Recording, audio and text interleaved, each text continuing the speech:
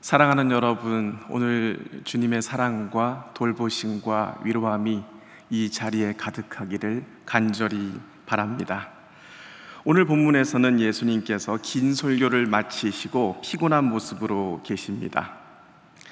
제자들에게 갈릴리 바다 건너편으로 건너가자라고 말씀하시고는 배 한켠에 가서 피곤한 몸을 누이시고 잠을 청하십니다. 제자들이 건너편으로 배를 저어가는데 그만 광풍이 불기 시작합니다. 파도가 높이 일고 배가 흔들립니다. 급기야는 배 안에 물이 가득 차기 시작합니다. 이 지점에서 우리가 한 가지 주목해야 할 중요한 사실이 있습니다. 36절을 제가 읽어드리겠습니다. 그들이 무리를 떠나 예수를 배에 계신 그대로 모시고 가매 다른 배들도 함께 하더니, 광풍이 불어닥칠 때에 갈릴리 바닷가에 있던 배는 예수님과 제자들이 타고 있던 배만이 아니었습니다. 다른 배들도 있었습니다.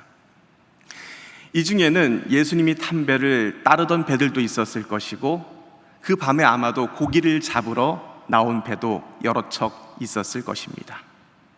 광풍은 갈릴리 바닷가에 있던 모든 배에 닥쳐왔습니다. 사랑하는 여러분, 우리의 삶에도 때때로 광풍이 불어옵니다.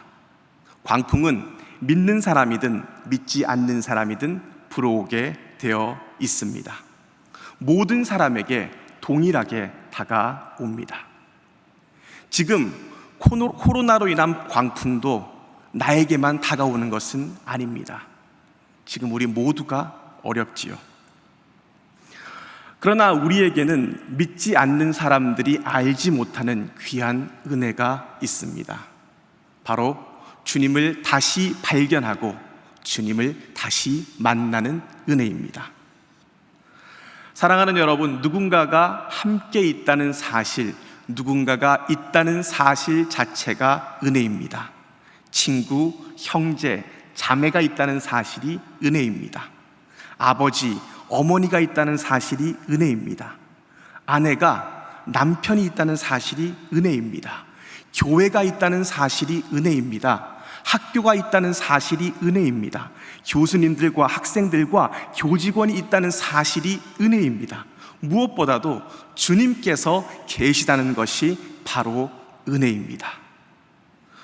우리의 기도에 귀를 기울이시는 우리 주님께서 계십니다. 시편 116편의 시편 기자는 이렇게 노래합니다. 여호와께서 내 음성과 내 간구를 들으심으로 내가 그를 사랑하는도다. 그의 귀를 내게 기울이셨으므로 내가 평생에 기도하리로다. 이제 광풍 속에서도 우리의 간구를 들으시고 귀 기울이시는 예수님을 만나보기를 원합니다. 자, 이제 광풍이 다가왔습니다. 배에 물이 찹니다. 죽을 것 같습니다. 그래서 제자들은 예수님을 찾습니다. 주님, 살려 주십시오. 우리가 죽게 된 것을 돌아보지 아니하십니까? 이 광풍을 좀 어떻게 해 주십시오. 이 광풍을 잠재워 주옵소서. 이렇게 간구했습니다. 우리 인생에도 광풍을 만나게 되지요. 광풍을 만날 때마다 제자들처럼 주님, 이 광풍을 잠재워 주옵소서, 이 광풍을 잠재워 주옵소서, 이렇게 간구합니다. 여기에 광풍을 만난 한 가정이 있습니다. 전도사님 가정입니다. 이 전도사님 가정은 지방에 있는 한 음성 나환자촌 교회를 섬기고 있었습니다. 아무도 가려고 하지 않던 척박한 곳이었지만 그들은 첫 사역지인 그곳에서 버림받고 소외받은 음성 나환자들, 요즘은 한센병이라고도 하지요. 그 음성 나환자들을 성실하게 섬겼습니다. 그 가운데 사모님이 아이를 가지게 되었고 출산일이 다가왔고 산통이 시작되었습니다. 그런데 아이가 나오는 시간이 너무 지체됩니다. 의사가 전도사님을 급히 찾습니다. 전도사님, 죄송하지만 아이를 포기하든지 엄마를 포기하든지 하셔야 할 것 같습니다. 이 청천벽력 같은 소리를 들은 전도사님은 멍하니 있다가 무슨 결심을 한 듯 교회로 달려갔습니다. 그리고 강대상 앞에서 간절히 기도합니다. 주님, 어찌 이러십니까? 아이를 살려주십시오. 집사람을 살려주십시오. 못난 저를 따라서 여기에 와서 열심히 살아온 죄밖에는 없습니다. 아이가 무슨 잘못입니까? 아버지, 살려주옵소서. 이렇게 몇 시간 동안 부르짖으며 기도했습니다. 시간이 좀 흐르자 교회당 안으로 교인들이 한 사람씩, 두 사람씩 들어오기 시작했습니다. 한센병으로 얼굴이 일그러지고 손가락 마디마디가 잘린 교인들이 두 손을 모으고 전도사님과 함께 간절히 기도했습니다. 사모님을 살려주십시오. 아이를 살려주십시오. 사모님과 아이가 무슨 죄가 있습니까? 버려진 이 땅에 와서 주님 일을 하겠다고 열심히 살아온 죄밖에 없진 않습니까? 차라리 저희를 데려가시고 아이와 사모님을 살려주십시오. 전도사님과 그 교인들은 밤이 새도록 부르짖어 기도했습니다. 그리고 주님께서는 그 기도를 들으시고 광풍을 잠재워 주셨습니다. 아이와 사모님을 모두 살려주셨습니다. 그러나 아직도 광풍은 끝난 것이 아니었습니다. 그때나 지금이나 의사들은 참 말을 모질게도 하는 것 같습니다. 태어날 때 의사가 이렇게 말합니다. 아이가 산도에 너무 오래 있어서 산소 공급이 제대로 되지 않아 뇌에 문제가 있을 것 같습니다. 이 말을 들은 전도사님과 사모님은 그래도 낙담하지 않았습니다. 주님께서 살려주셨으니 기도로 나아갈 때에 키워주실 것이다. 그 믿음으로 나아갔고 아이는 잘 성장해서 주님 은혜 가운데 행복하게 살아가고 있습니다. 사랑하는 여러분, 우리 주님은 우리의 간구를 들어주시는 주님이십니다. 간절한 간구를 외면하지 않고 들어주십니다. 고요하라, 잠잠하라 말씀으로 우리 삶의 광풍을 잠재우는 전능의 하나님이십니다. 우리도 이 하나님께 담대하게 기도로 나아갈 때에 주님께서 들으시고 우리 삶의 모든 광풍을 잠재워 주실 줄로 믿습니다. 그러나 우리가 아무리 주님께 부르짖어도 주님, 이 광풍을 잠재워 주옵소서, 이 광풍을 잠재워 주옵소서 이렇게 간절히 부르짖어도 그럼에도 불구하고 우리가 소중히 여기는 것들이 속절없이 광풍에 휩쓸려 가는 경험도 하게 됩니다. 어쩌면 우리 인생 가운데 이런 경험이 더 많을지도 모르겠습니다. 이런 경우에는 어떻게 해야 할까요?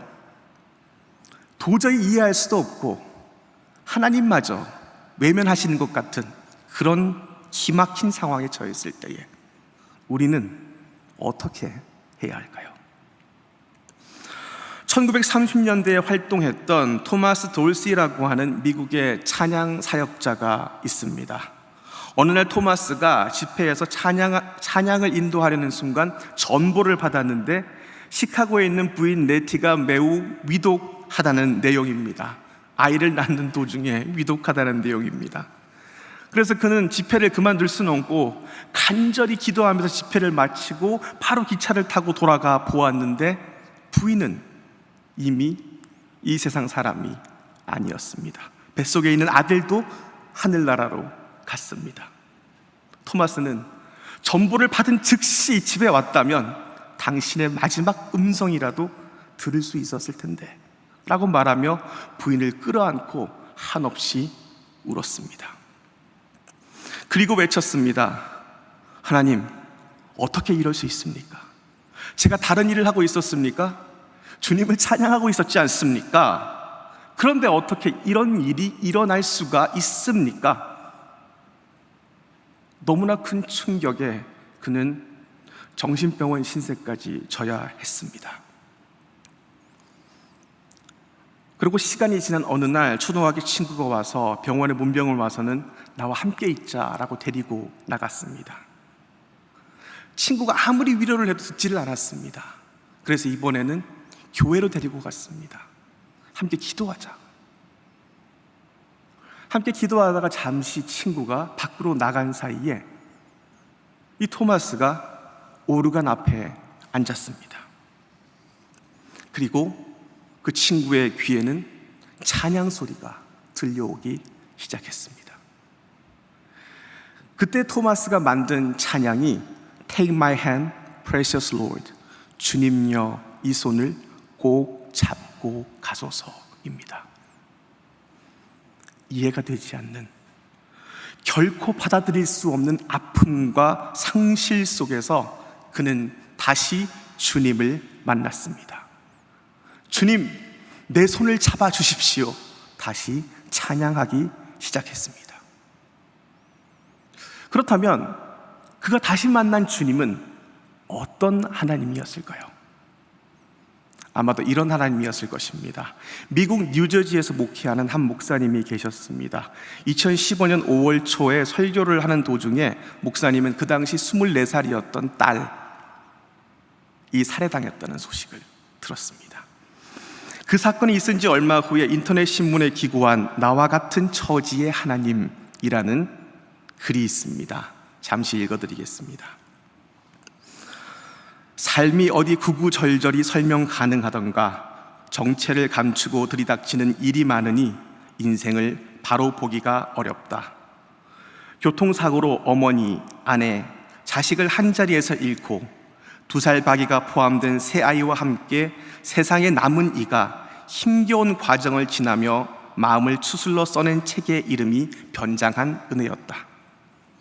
그는 상실이 주는 고통이 다 지나간 것이 아니라고 말한다. 고통과 더불어 사는 법, 고통을 껴안고 성장하는 법을 터득했을 뿐이다. 나는 지난 주일에 딸을 잃었다. 죽은 자식을 가슴에 묻는다는 말은 그럴듯한 수사가 아니다.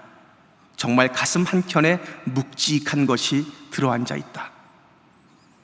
하루 종일 얘네 생각, 혼자 있으나 함께 있으나 시도 때도 없이 눈물이 난다.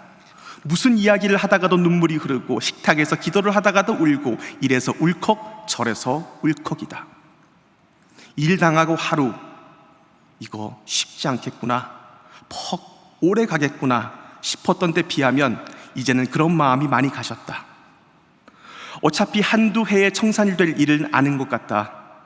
마음이 힘든 것은 원하는 바가 아니지만 툭 털어버리는 방법이 있다고 해도 그러고 싶지 않다. 신학자 한스 퀸의 말대로 그리스도인은 고난을 피해가는 길을 알지 못하지만 고난을 헤쳐나가는 길은 알고 있으니 그만하면 다행이지 않은가. 나는 이제 아들을 잃으신 적이 있는 같은 처지의 하나님을 믿는다. 아들을 잃으신 적이 있는 같은 처지의 하나님, 바로 이 하나님이 토마스가 다시 발견한 하나님이었을 것입니다. 자신의 소중한 것을 잃어버려 보신 적이 있는, 말할 수 없는 고난과 애절한 고통 가운데 있어 보신 적이 있는 그 하나님이었습니다. 그러한 하나님이시기에 주님은 우리의 고난 가운데 임재하실 수 있습니다.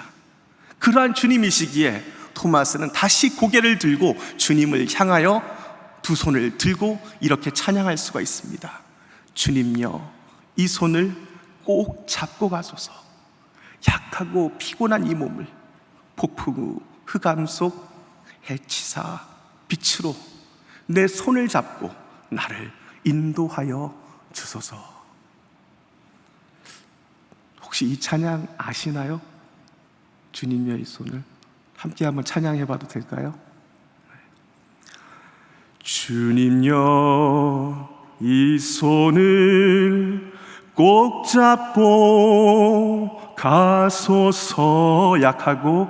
약하고 피곤한 이 몸을 폭풍의 흑암소 해치사 빛으로 손잡고 날 인도하소서.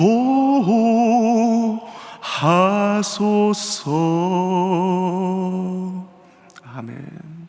나의 아픔을, 나의 눈물과 슬픔과 고통을 아시는 나와 같은 처지의 하나님께서 여러분에게, 광풍 가운데 있는 여러분에게 손을 내미십니다. 그 손을 붙잡고 크신 위로와 격려를 받고 다시 한번 빛으로 나아가시는 저와 여러분 되시기를 간절히 바랍니다. 마지막으로 큰 건 아니지만 제가 부목회자로 사역을 하면서 직접 본 한 상실의 경험을 나누고자 합니다. 제가 담당하던 교구에 50대 부부가 있었습니다. 그 부부에게는 자녀가 없었기 때문에 서로가 서로에게 전부인, 정말 서로 아끼는 그런 부부였습니다. 그런데 어느 날 그 부부에게도 광풍이 닥쳐왔습니다. 구역장 권사님이 다급한 목소리로 여지 집사님이 위암 말기 판정을 받았다는 그런 소식을 전해왔습니다. 저를 비롯해서 많은 교구 식구들이 놀라서 신방을 갔습니다. 그리고 한마음으로 기도하면서 치료에 전념했습니다. 하지만 그 집사님은 그 간절한 기도에도 불구하고 결국 마지막을 준비하기 위해서 호스피스 병동으로 들어가게 되었습니다. 그곳에서도 이제 얼마 남지 않았다라는 소식을 듣고 담임 목사님과 함께 신방을 갔습니다. 가면서 정말 많은 고민을 했습니다. 도대체 무슨 말씀을 드려야 할까? 이제 오늘 아니면 내일도 언제라도 하나님께 갈 수 있다고 하는데 천국 환송에 대한 말씀을 드려야 할까? 이런 생각을 가지고 호스피스 병동에 도착했습니다. 병실 문을 열고 들어갔을 때 저는 정말 깜짝 놀랐습니다. 죽음을 맞이한 인간의 모습을 정말 적나라하게 볼 수가 있었습니다. 사람이 뼈밖에 남지 않았다는 말이 정말 문자 그대로 거기에 있었습니다. 그 자리에서 저는 그 많은 말을 준비했지만 한마디도 할 수가 없었습니다. 겨우 힘을 내십시오라고 이렇게 이야기 드리는 저에게 그 집사님은 지금도 제가 잊을 수 없는 한마디 말씀을 하셨습니다. 목사님, 저는 지금도 12의 혈루병 앓은 여인이 예수님의 옷자락을 만지고 나았다는 사실을 믿어요. 그 이야기를 듣고 너무나도 부끄러워서 함께 기도하겠다는 말씀만 드리고 교회로 돌아왔습니다. 그리고 그 말씀이 너무나 가슴에 박혀서 그날 밤 정말로 간절하게 기도를 했습니다. 아마 거기에 갔던 많은 교인들도 그날 밤 그 집사님을 위해서 간절히 기도했을 것입니다. 그러나 안타깝게도 그 다음날 9시경에 소천하셨다는 소식을 전해 들었습니다. 그렇게 간절했던 기도가 속절없이 그냥 묻혀버린 그런 느낌이었습니다. 아마도 그때가 제가 교육자로서 가장 무력감을 느꼈던 때가 아니었던가 기억합니다. 정말 기적처럼 우리 기도를 듣고 살려주셨더라면 얼마나 좋았을까, 얼마나 기뻤을까.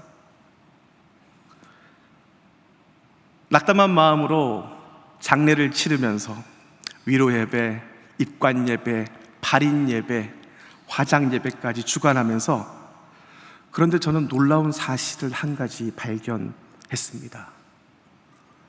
집사님은 그 질병의 광풍 가운데 쓰러졌지만 사실은 쓰러진 것이 아니었습니다. 저는 그 과정 가운데 남편을 비롯한 많은 가족들이 주님 앞에 신앙으로 서게 되는 것을 발견할 수 있었습니다. 사실 그 남편은 부인을 따라서 교회를 그냥 다니는 사람이었지 신앙이 없는 사람에 가까웠습니다. 그리고 그 여자 집사님도 사실은 그렇게 신앙이 굳건하게 서 있는 분은 아니었습니다. 그런데 마지막까지 주님을 붙잡고, 목사님, 저는 아직도 12의 혈루병 앓은 여인이 주님의 옷자락을 만지고 나은 것을 믿어요 라고 마지막 순간까지 고백하는 그 고백을 보았을 때에 그 집사님은 분명 주님을 만났습니다. 그 고백하는 순간 분명 그 집사님은 주님의 옷자락을 만졌습니다. 아니, 거기에 주님이 계셨습니다. 그리고 그렇게 의연하게 마지막까지 주님을 붙잡고 나아가는 모습을 볼 때에 모든 가족들이 예수 그리스도를 진정으로 만나고 받아들이게 되는 놀라운 역사가 있었습니다. 몇 년이 지나 돌이켜보니 사실 이것이 광풍을 잠재워 달라는 집사님과 우리의 기도에 대한 하나님의 응답이었다, 저는 그렇게 받아들여집니다. 주님께서는 우리의 간구에 더욱 높고 신비로운 방식으로 응답하십니다. 사랑하는 여러분, 오늘은 삶의 강풍 가운데에서 주님을 만난 여러 가지 모습들을 살펴보았습니다. 어떤 경우에는 오늘 본문에서 나타난 것처럼 전능하신 주님을 만나고 광풍이 다 사라지는 그런 경험을 하게 되기도 합니다. 하지만 많은 경우 그 광풍 가운데에서 함께 고통받으시는 십자가에 달리신 하나님을 만나기도 하지요. 혹은 우리가 이해하지 못하는 신비로운 하나님의 응답을 경험하게 되기도 합니다. 이 모든 것이 광풍을 잠재워 주소서라는 간절한 우리의 간구에 대한 주님의 응답입니다. 우리는 지금 코로나라고 하는 유례없는 세계적인 광풍 아래에서 계속해서 신음하며 간구하고 있습니다. 그리고 주님께서는 여러 가지 방식으로 우리에게 응답하고 계십니다. 이 모든 응답 가운데서 공통된 것은 이 간구 가운데 우리가 주님을 경험하게 된다는 사실입니다. 그리고 그것이 가장 중요한 것입니다. 사실 오늘 본문의 사건의 본질은 제자들의 간구가 응답되었다는 것이 아니라 이 간구를 통해서 바람과 바다도 순종하는 전능하신 주님을 경험하게 되었다는 그 사실입니다. 따라서 광풍을 잠재워 달라는 우리의 간구의 본질은 응답이 아니라 주님을 만나는 것입니다. 전능하신 하나님, 나와 함께 고통받으시는 하나님, 신비롭게 응답하시는 하나님, 우리가 느끼기에는 다 다른 응답이지만 이 동일한 하나님을 만나기에 우리는 인생의 모든 광풍 속에서 어떤 응답을 받는다고 하더라도 결코 불행할 수가 없습니다. 모세골의 임영수 목사님의 표현을 빌리자면 삶의 어떤 고난 가운데서라도 믿음 안에 서 있다면 우리는 항상 유쾌한 사람으로 살아갈 수 있습니다. 왜냐하면 과거의 모든 죄는 예수 그리스도의 피로 해결함을 받았고 미래는 하나님의 약속으로 보장받았으며 현재는 하나님의 선물이기 때문입니다. 그러니 사랑하는 여러분, 이 코로나의 광풍 가운데 행여 우리의 모든 소원과 계획이 다 무너진다고 하더라도 우리 입에 주님을 향한 기도와 주님을 향한 고백이 끊이지 않는다면 우리는 행복한 사람입니다. 유쾌하게 살아갈 수 있습니다. 주님 안에서 은혜의 역사를 기억하며 감사하며 나아갈 수가 있습니다. 매일 주님과 함께 용기 있게 아침에 햇빛을 맞이할 수가 있습니다.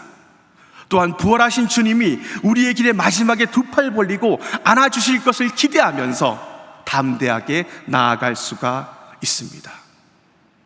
이 어려운 시절을 보내시는 여러분, 매일매일 아침마다 무릎 꿇고 주님을 바라보며 감사하며 찬양하며 주님 앞에 희망으로 나아갑시다. 어떤 상황에서도 우리 입술에 찬양이 끊어지게 하지 맙시다.